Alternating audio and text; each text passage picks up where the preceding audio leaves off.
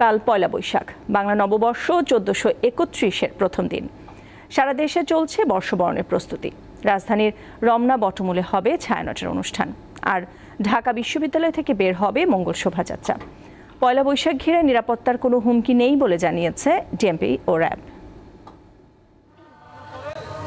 গান আর কবিতা আবৃত্তির পাশাপাশি নানা আয়োজনে বাংলা বর্ষবরণের প্রস্তুতি।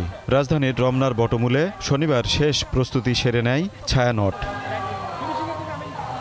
সার্বজনীন ও অসাম্প্রদায়িক এই উৎসব নির্বিঘ্ন করতে নেওয়া হয়েছে কয়েক স্তরের নিরাপত্তা ব্যবস্থা।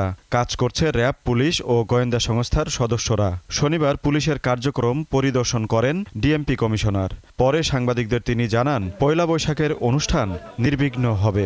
অসাম্প্রদায়িক চেতনার একটি মূর্ত প্রকাশ, সেজন্য এটির উপরে বারবার আঘাত এসেছে, সহিংস হামলা হয়েছে, জঙ্গি হামলা হয়েছে।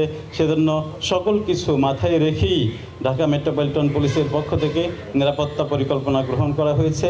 যদিও এ বিষয়ে কোনো সুনির্দিষ্ট হামলার সংখ্যা এখনো পর্যন্ত আমাদের কাছে নেই। কিছুক্ষণ পর রমনায় আসেন র্যাবের মহাপরিচালক। তিনিও সার্বিক নিরাপত্তা ব্যবস্থা ঘুরে দেখেন এবং গণমাধ্যমের সঙ্গে কথা বলেন। বাংলা নববর্ষকে কেন্দ্র করে যে কোনো ধরনের জঙ্গি হামলার ব্যাপারে সুনির্দিষ্ট তথ্য পাওয়া যায়নি।